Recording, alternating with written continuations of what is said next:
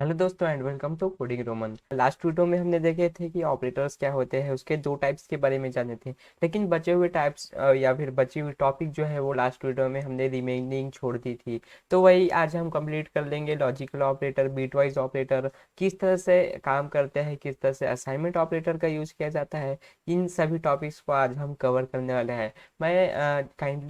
मैं चाहूँगा कि काइंडली आप मेरी इस प्लेलिस्ट को एक्सेस करें और मेरे प्रीवियस वीडियो को जाकर देखें, और उसी के साथ कंटिन्यू करते हुए आपने अगर मेरे अभी तक यह प्लेलिस्ट को एक्सेस नहीं किया तो प्लीज़ प्लेलिस्ट को एक्सेस करें और ऑपरेटर्स वाला वीडियो देख ले। उसके आगे हम कंटिन्यू बढ़ते हुए मैं विदाउट वेस्टिंग टाइम आपका अपने स्लाइड पर ले चलता हूँ। आपको लॉजिकल ऑपरेटर की बात करूँ तो ये लॉजिक्स पर काम करते हैं। एक्चुअली आपने जो है वो 0 1 का फॉर्मेट या फिर बाइनरी फॉर्मेट जो है वो जरूर सुना होगा। तो लॉजिकल ऑपरेटर यानी क्या होता है कि लॉजिकल ऑपरेटर के एक्चुअली तीन टाइप्स होते हैं या फिर तीन तरह के जो है सी प्रोग्रामिंग में यूज किया जाता है। First is and operator. Logical and operator में क्या होता है कि अगर कोई भी दो वैल्यू अगर वो नॉन जीरो है तो फिर जो है वो हमें जो है ट्रू रिटर्न करेगा, अदरवाइज जो है वो हमें फॉल्स रिटर्न करेगा। ट्रू फॉल्स का एक्चुअली प्रॉब्लम क्या है, तो ट्रू फॉल्स किस तरह से रिटर्न करेगा वो हम प्रैक्टिकली हम देख लेंगे अपने एडिटर पर। फिलहाल के लिए आप इतना समझ लो कि एक्चुअली ट्रू और फॉल्स क्या होता है। एक्चुअली अगर हम किसी वेरिएबल को वैल्यू असाइन कर रहे हैं, वैल्यू अगर हमने मान के चलो वो नॉन जीरो होना चाहिए, जैसे कि 1 2 या फिर 1 2 के अलावा कोई भी जीरो नहीं होना चाहिए।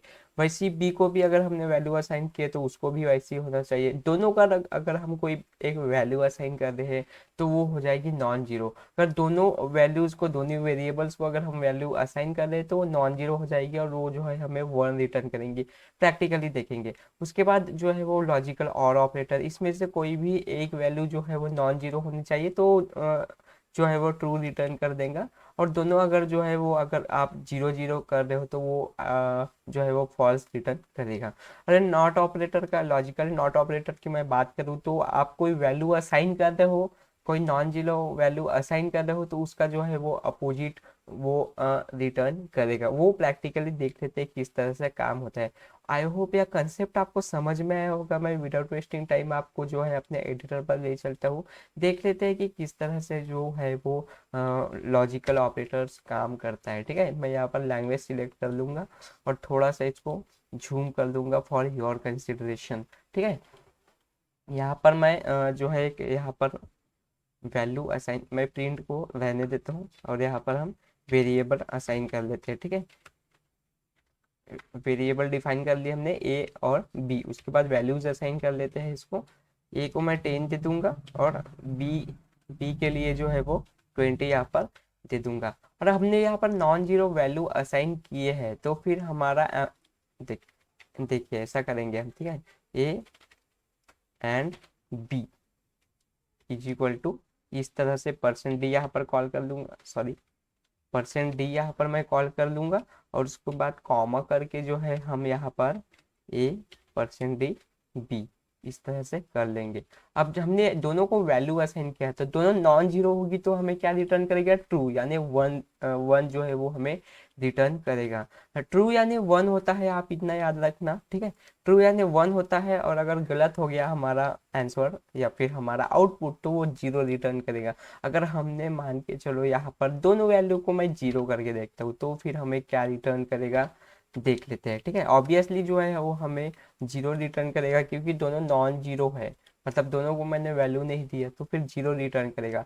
दो में से किसी एक को भी अगर मैंने जो वैल्यू दिया फिर भी जो है वो हमें वो जीरो रिटर्न करेगा। क्यों? क्योंकि जो है दोनों वैल्यू जो है वो ट्रू होना तभी जो है एंड ऑपरेटर जो है वो ट्रू रिटर्न करता है, अदरवाइज जो है वो जीरो रिटर्न करेगा। आई होप एंड ऑपरेटर आपको समझ में आया होगा। उसी तरह जो है वो और ऑपरेटर काम करता है, यहाँ पर हम और का भी देख लेते हैं। ठीक है, और ऑपरेटर को कोई भी एक वैल्यू जो है वो ट्रू होनी चाहिए। जैसे कि अगर मैं इसी पे दोनों को मैंने वैल्यू दिया हूँ तो वो जो है वो ट्रू रिटर्न कर रहा है क्योंकि कोई भी एक वैल्यू उसको जो है वो नॉन जीरो चाहिए तो बरोबर जो है वो ट्रू रिटर्न करेगा। ठीक है, इस पर मान के चलो मैं यहाँ पर जीरो, फिर भी जो है वो वन रिटर्न करेगा। ठीक है, अगर मैं मान के चलो यहाँ पर इसको जीरो कब होगा, ये जब दोनों भी जीरो नॉन जीरो होगी तब ये जीरो हो जाएगा। अगर हमने किसी को भी जीरो नहीं दिए है तो फिर ये जीरो हो जाएगा। किसी एक को भी अगर मैंने एक वैल्यू किसी एक को भी मैंने यहाँ पर वैल्यू दे दिया तो वो जो है वो हमें बाय डिफॉल्ट वन रिटर्न करेगा। इसी प्रकार मैं नॉट की बात कर लेता हूँ यहाँ पर, ठीक है। तो मैं उसके लिए नॉट के लिए यहाँ पर ए हटा देता हूँ, ठीक है। और ओके, यहाँ पर मैं नॉट लिख लेता हूँ और ए को वैल्यू दे देते हैं। ए को हमने वैल्यू दिए है, इसका मतलब जो है वो क्या रिटर्न करेगा, हमें जीरो रिटर्न करेगा, ठीक है। अगर हमने वैल्यू नहीं दी है, मैंने यहाँ पर अगर जीरो रिटर्न किया हो तो वो जो है हमें वन रिटर्न करेगा, ठीक है। तो अगर हमने वैल्यू दिए है, ठीक है, वैल्यू दिए है तो फिर जीरो रिटर्न करेगा। और नहीं दिए तो उसका अपोजिट, अगर हमने दे दिए तो वो क्या हो जाएगा, वैल्यू जो है वो फॉल्स हो जाएंगी। और अगर हमने नहीं दिए तो जो उसका अपोजिट हो जाता है, एक्चुअली जो भी हम देते हैं उसका जो अपोजिट हमें नॉट ऑपरेटर में जो है वो रिटर्न करता है। आई होप यह लॉजिकल ऑपरेटर का कंसेप्ट आपको समझ में आया होगा। मैं विदाउट टेस्टिंग टाइम फिर से आपको एक बार स्लाइड पर ले चलता हूँ, ठीक है। बीटवाइज ऑपरेटर पर बात करते हैं। बीटवाइज क्या होता है, तो बीटवाइज ऑपरेटर क्या बीट्स पर काम करता है। एक्चुअली जब आप लॉजिकल एंड की या लॉजिक्स की बात करें तो फिर जो है वो अलजेब्रिक एक्सप्रेशन की बात करें तो वो उस पर बीट पर काम करता है। जैसे कि कोई अगर वैल्यू आपने दिए हो, ठीक है, ए को जीरो, कोई भी वैल्यू नहीं दी हो ए और बी को, तो लॉजिकल एंड भी जीरो रिटर्न करेगा, लॉजिकल और भी जो है वो जीरो रिटर्न करेगा। और ये जो है एक्स और बोलते हैं, ठीक है, एक्सक्लूसिव और बोलते हैं, ठीक है। एक्सक्लूसिव और का यह सिंबल है, ओके। तो ए और बी में अगर एंड की बात करो तो कोई भी जो है वो कोई भी जो वैल्यू है, ठीक है, तो अगर एक्सक्लूसिव और पर अगर हम किसी दूसरे वैल्यू को अगर वन रिटर्न कर रहे तो वो जो है वो एंड पे जो है वो जीरो रिटर्न करेगा, और के लिए वन रिटर्न करेगा क्योंकि उसको कोई भी एक वैल्यू जो है वो नॉन जीरो चाहिए होती है, तो फिर वो वन रिटर्न करेगा। ऐसे ये काम करता है, ठीक है। लेकिन इस पे क्या होता है, अगर कोई भी दो वैल्यू अगर वन वन है तो ये वन रिटर्न करेगा। अगर कोई पहली वैल्यू जो है वो जीरो है तो फिर ये जीरो रिटर्न करेगा, ठीक है। प्रैक्टिकली की बात करूँ तो मैं एंड ऑपरेटर पर हम जो है वो प्रैक्टिकली देख लेते हैं कि किस तरह से काम करता है। तो जैसे कि इसको मैं, ठीक है, इसको यहाँ पर मैं टू दे देता हूँ और इसको b is equal to three दे देता हूँ, ठीक है। वन जीरो जो है वो एक्चुअली रिटर्न करना चाहिए हमें a ampersand sorry a and b is equal to, इस तरह से दे देते हैं ए एंड बी, ठीक है। अब ये किस तरह से ए एंड बी किस तरह से काम करता है, मैंने दोनों को वैल्यू दिया हूँ, ठीक है। देखते हैं किस तरह टू रिटर्न कर रहा है। टू क्यों रिटर्न कर रहा है, क्यों, क्योंकि वो जो है वो वन जीरो के फॉर्मेट में जो है वो कंपाइलर को आंसर दे रहा है, और वन जीरो को वो रिटर्न कर रहा है क्योंकि वन जीरो का अगर मैं यूनिट की बात करूँ तो टू होता है। तो आई होप यह कंसेप्ट आपको समझ में आ गया होगा, ठीक है। वन का है जो वन का जीरो जीरो, फिर जीरो वन, फिर टू की बात करूँ तो मैं वन जीरो, फिर उसके बाद थ्री की बात करूँ तो मैं वन वन। तो इस तरह से जो है वो काम करते हैं। मैं आपको यहाँ पर जो है वो लिख कर दे देता हूँ एक्चुअली, ठीक है। तो जीरो की अगर मैं बात करूँ तो जीरो का जो है अलजेब्रिक एक्सप्रेशन इस तरह से किया जाता है, जीरो जीरो, ठीक है, जीरो के लिए। और वन के लिए जो है वो जीरो वन, और टू के लिए जो है सॉरी टू के लिए जो है वो वन जीरो रिटर्न करता है, और थ्री के लिए जो है वो एक्चुअली इस तरह से काम करता है, ठीक है। तो वन जीरो जो है वो एज एन हमें आउटपुट मिला है, और उसको जो है वो यूनिट पे कन्वर्ट करके या फिर बाइनरी में कन्वर्ट कर, बाइनरी पे हमें आंसर मिला था, लेकिन उसको जो है वो किसी भी नंबर में मतलब उसको नंबर पे कंप्लीट करके जो है वो हमें टू आंसर मिला है वन जीरो का, ठीक है। तो इस तरह से जो है वो अलजेब्रिक एक्सप्रेशन या फिर बाइनरी जो है वो काम करता है, और इस तरह से आप कन्वर्ट करके किसी भी नंबर का कन्वर्ट करके जो है वो आप आंसर निकाल सकते हो, ठीक है। तो मैं इसको कमेंट करूंगा और जो है हमारे नेक्स्ट टॉपिक पर बढ़ेंगे, और बहुत ही इंटरेस्टिंग टॉपिक और इम्पोर्टेंट टॉपिक के ऊपर हम बात करेंगे, ठीक है। अदर बिटवाइज ऑपरेटर की मैं बात करूँ तो ये वंस कॉम्प्लीमेंट ऑपरेटर है, ये जो साइन देख रहे हो आप, ठीक है, is the binary one's complement operator. और जो है ये less than, double less than is the binary left shift operator है। और ये राइट शिफ्ट ऑपरेटर। इसका मतलब ये उतने खास मतलब खास काम आते नहीं, या फिर उतनी खास इंपॉर्टेंट टॉपिक नहीं है।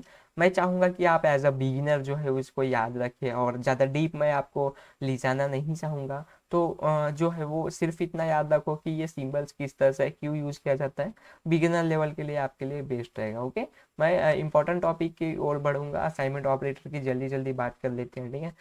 असाइनमेंट ऑपरेटर जो है वो जो है वैल्यूज़ को असाइन करने के लिए यूज़ किया जाता है। जनरली हम वैल्यू असाइन करते हैं तो ए इक्वल टू बी, तो ए इज इक्वल टू बी, तो is equal two is assignment operator, मतलब हम किसी को वैल्यू असाइन कर दी है तो वो ऑपरेटर जो है वो काम किया जाता है, ठीक है। एड ऑन ऑपरेटर जो है वो मतलब ऐड असाइन ऑपरेटर, ठीक है, प्लस इक्वल टू यानी ऐड असाइनमेंट ऑपरेटर, उसी तरह जो है वो सब्ट्रैक्ट एंड ऑपरेटर है, ठीक है। सब्ट्रैक्ट एंड असाइनमेंट ऑपरेटर मतलब कैसा है कि पहले सब्ट्रैक्ट करेगा, उसके बाद जो है वो वैल्यू असाइन करेगा। देन मल्टीप्लीकेशन की अगर मैं बात करूँ तो पहले मल्टीप्लाई करेगा, उसके बाद वैल्यू असाइन करेगा। जल्दी जल्दी जो है हम देख लेते हैं कि किस तरह से काम करता है। मैं आपको एडिटर पर ले चलूंगा, ठीक है, और यहाँ पर हम देखेंगे कि किस तरह से। तो मैं यहाँ पर इसको हटा देता हूँ थोड़ी देर के लिए, ओके। और यहाँ पर वैल्यू असाइन करते हैं, और मैंने वैल्यू असाइन कर लिया हूँ, ठीक है। A is equal to be, तो यहाँ पर इज इक्वल टू ऑपरेटर का यूज हो चुका है।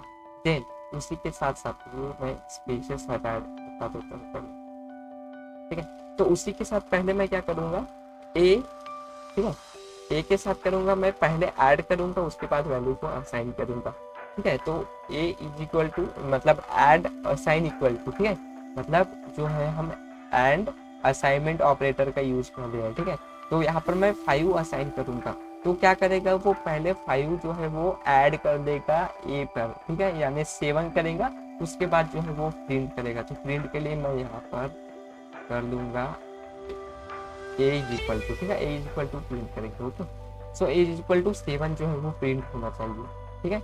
और उसी प्रकार मैं जो है सब्ट्रैक्ट की बात करूँ तो यहाँ पर मैं माइनस लगाऊंगा, लेकिन थोड़ी वैल्यू मुझे बढ़ानी पड़ेगी यहाँ पर। अगर मैं 10 करता हूँ तो 10 में से वो -5 पहले करेगा, उसके बाद जो रिमेनिंग जो हमें आंसर है वो हमें दे देगा, जैसे कि ए इज इक्वल टू 5। उसी के साथ मैं मल्टीप्लिकेशन की बात करूँ तो मैं यहाँ पर मल्टीप्लिकेशन साइन लगा देता हूँ, और 10 को जो है वो 5 टाइम मल्टीप्लाई करूँगा, ओके। तो नियर अबाउट 50 आंसर आना चाहिए, ओके। तो 50 आंसर आ चुका है। और डिवाइड का मैं बात नहीं करूँगा, वो मैं चाहूँगा कि आप प्रैक्टिस करो, ठीक है। और आई होप यह वीडियो समझ में आई होगी, यह कंसेप्ट समझ में आया होगा। बीट वाइज ऑपरेटर किस तरह से काम करते हैं, लॉजिकल ऑपरेटर किस तरह से काम करते हैं। ज़्यादा लॉन्ग नहीं लेना चाहता था मैं वीडियो, ठीक है।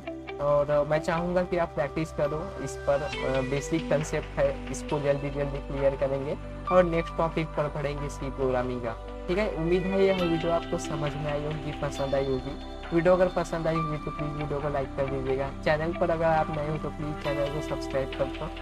मिलेंगे नेक्स्ट वीडियो पर, तब तक के लिए जो है मेरे प्लेलिस्ट को एक्सेस करो और वीडियो और चैनल पर बने रहिए। चैनल पर अगर आप नए हो तो प्लीज़ चैनल को सब्सक्राइब कर दो। Thanks guys for watching this video and I see you in the next video.